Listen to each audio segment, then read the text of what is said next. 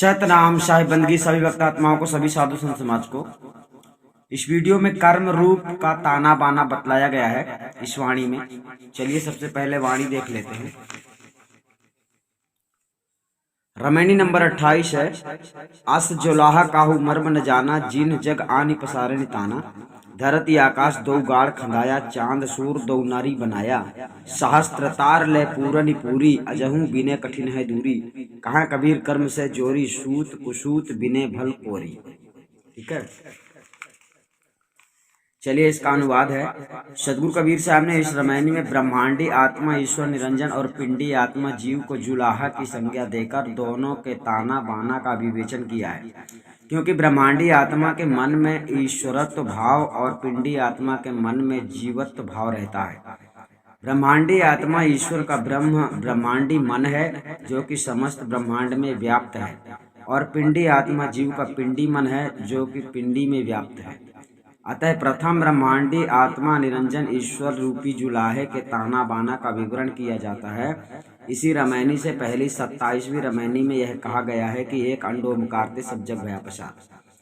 उसी का विवरण यहाँ भी किया जाता है। अतएव सदगुरु कहते हैं कि ऐसे ओमकार निरंजन ईश्वर रूप जुलाहे का कर्म मर्म अर्थात भेद रहस्य को किसी ने नहीं जाना, कि जिसने उस महाचेतन सत्पुरुष परमात्मा से पृथक होकर इस शून्य प्रकृति मंडल में आकर सृष्टि प्रपंच रूप ताने को फैलाया है।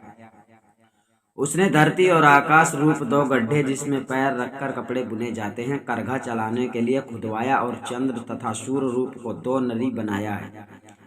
हजारों तारा रूपी तार को लेकर पूरिया पूरी गई है, परंतु अभी भी सृष्टि रूप प्रपंच का बिनना कठिन है, दूर है, अर्थात पूरा होने नहीं पाया है, क्योंकि संसार अपूर्ण अर्थात अधूरा है। इसकी सदैव उत्पत्ति और विनाश होती ही रहती है, यह परिवर्तनशील है। सदगुरु कबीर साहब कहते हैं कि शुभ और अशुभ कर्म रूपी सूत्र से जोड़कर निरंजन ईश्वर रूपी कोहली जुलाहा अच्छी प्रकार से इस सृष्टि संसार प्रपंच रूपी कपड़े को सदैव बिनता रहता है, अर्थात सब जीवों को शुभाशुभ कर्मों के बंधन में डालकर संसार की सदैव उत्पत्ति और प्रलय करता रहता है। समस्त जीवों को शुभाशुभ कर्मों के अनुसार उनका फल दुख सुख भुगाने के लिए उत्तम मध्यम और निष्कृष्ट नीच योनियों में भ्रमण कराया करता है। अतः अब पिंडी आत्मा जीव रूपी जुलाहा के ताना बाना का वर्णन किया जाता है। सदगुरु कहते हैं कि ऐसे जीव रूपी जुलाहे का किसी ने भी भेद नहीं जाना, कि जिससे उस सत्य पुरुष परमात्मा से पृथक होकर इस शून्य प्रकृति मंडल संसार में आकर शुभ तथा अशुभ कर्म रूपी प्रपंच रूपी ताने को फैला रखा है। उसने धरती और आकाश रूपी दो गड्ढे करघा चलाने के लिए बनाए, चंद्र तथा सूर्य अर्थात ईड़ा और पिंगला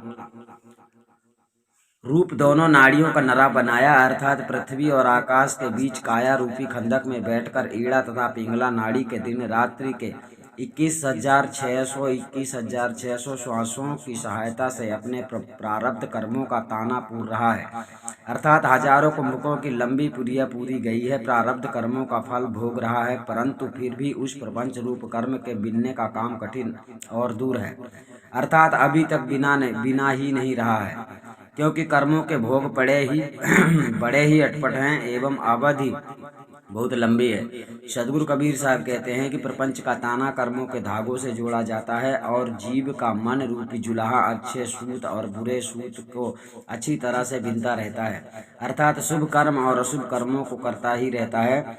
अतः यह जीव रूप जुलाहा आगामी अर्थात क्रियामाण कर्मों के साथ मिलाकर क्रियामाण कर्म भी करता हुआ भी अच्छे बुरे प्रारब्ध जन्य भोगों को अच्छी तरह से भोगता ही रहता है।